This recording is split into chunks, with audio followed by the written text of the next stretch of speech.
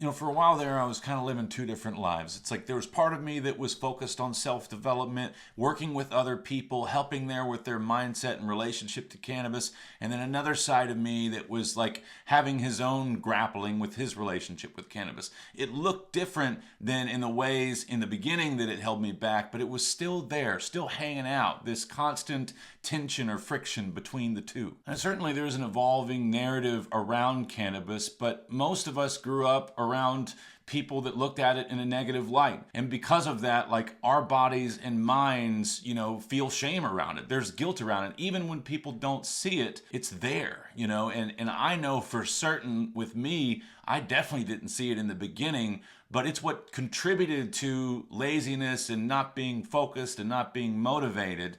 But then as I went down the road of working to resolve those areas, I noticed that it was still there. There was still deeper layers of shame around cannabis because I had resistance to being someone that helps people with their relationship with cannabis. It didn't stop me from helping people or working with people, but it created a disconnect in my forward trajectory of where I was going with my business overall. That unconscious resistance that drives our life, that's what I'm talking about. When someone would ask me, hey, what do you do for work? If I were to say, oh, I help people with their relationship with cannabis, there's resistance because patriarchal and matriarchal and authority figures in my life growing up they would laugh at that. I usually tell the people that I work with, when you're going down the road of expanding your consciousness and really doing self-development, you reach these new spaces that the ego is not used to and wants to fight because it doesn't want to go on the other side of its comfort zone. And when you do reach those different points, those liberation markers, the inner critic and the imposter syndrome can appear to be more clever or more convincing.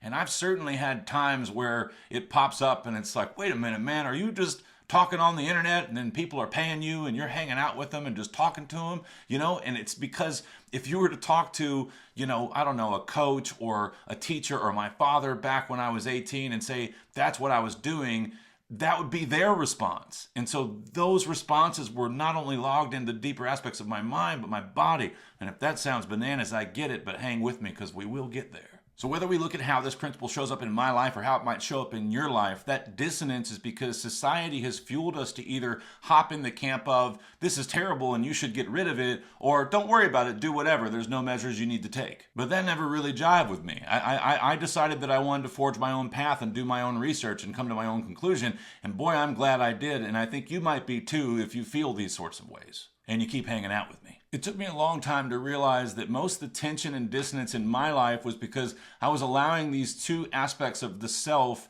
to fight each other. There was the striver and then there was the stoner. The striver pretty much getting all of the attention, whether stress or action, and then the stoner kind of being left in the background. There's feelings in that stoner mindset that are creating the dissonance we experience.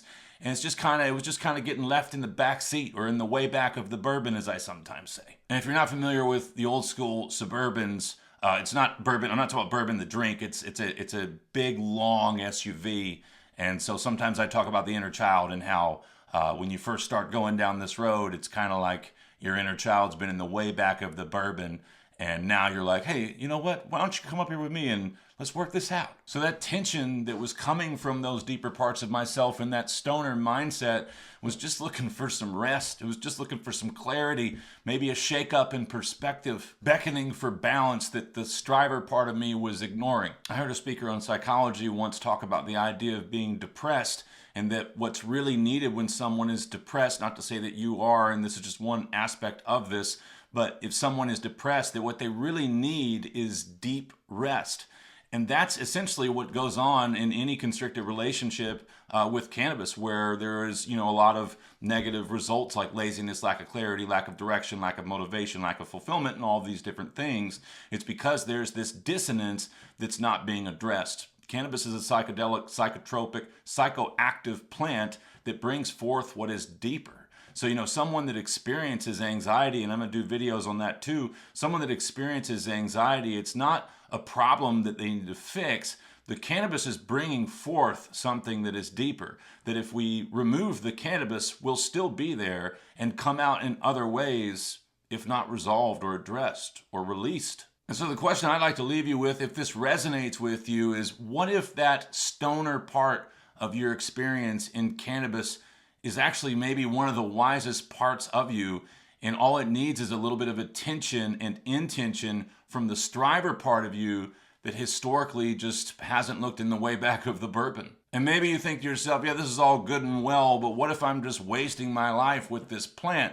If that's the case, I'm glad you are thinking that, because I actually created another video that talks about that same very idea. And it's called, Are You Trading Your Future for a Comfortable High? Honestly, if you do resonate with any of these ideas, I'd suggest just going ahead and watch it. It's just a few minutes long, and the content in that video will really help bring together a nice full picture of a clear path forward. The link for that video will pop up as soon as my outro music begins here in a second. Thanks for hanging out, and I hope this video was helpful.